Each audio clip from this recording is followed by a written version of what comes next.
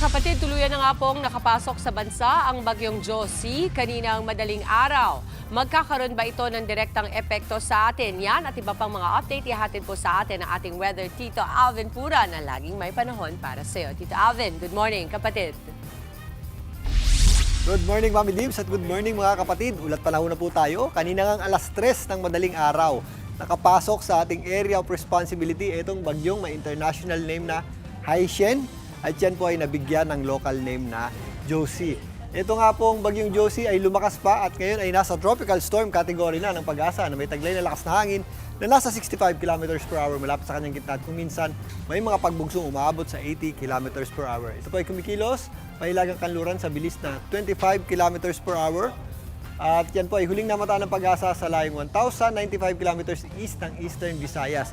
Ito pong bagyong Josie sa ngayon ay napakalayo po sa anumang bahagi ng ating kalupaan at sisilip lamang sa ating area of responsibility. Posible rin po itong makalabas agad ng ating area of responsibility within the next 24 hours. Samantalang yung ating habagat naman ay tuluyan din pong humihina at umaatras. Yan po ay nakaka-apekto na lamang dito sa east-western section ng Northern Luzon. Dahil po sa ating habagat, posible pa rin yung ating mga kalat-kalat na pagulan at mga thunderstorms dito po sa ilang bahagi ng Ilocos Region, kasama po dyan ang area ng La Union. Pero ang natitirang bahagi po ng Luzon, mga pulo-pulo na lamang o mga isolated na pagulan at thunderstorms yung ating aasahan. Yan po yung kadalasang nangyayari tuwing hapon at gabi. Ganun din po ang ating aasahang panahon sa malaking bahagi ng Visayas at Mindanao na kung saan makakaasa na po tayo ng mas maaliwalas sa panahon, magandang sikat ng araw. Pero pagsapit ng hapon, posible po yung ating mga dagliang pagulan at thunderstorms.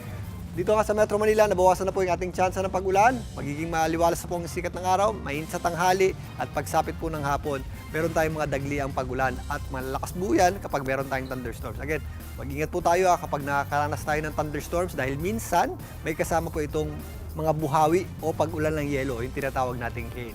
Kaya sa mga lalabas ng bahay, ugaliin pa rin po natin ang pagdadala ng payong o anumang pananggalang sa ulan. Bago na po, ang ating araw ay sumikat kani-kanina lamang, 5:34 ng umaga. At muli po yung lulubog, mamayang 6:29 ng gabi. At yan po muna latest sa ating lagay ng panahon. Muli ako po ang inyong Weather Tito Alvin, na lagi may panahon para sa iyo. Mga kapatid, Mondi Lopez po, manatiling updated sa lagay ng trapiko sa mga pinakaabalang kalsada sa Metro Manila. Mag-follow at subscribe na sa social media pages ng News 5.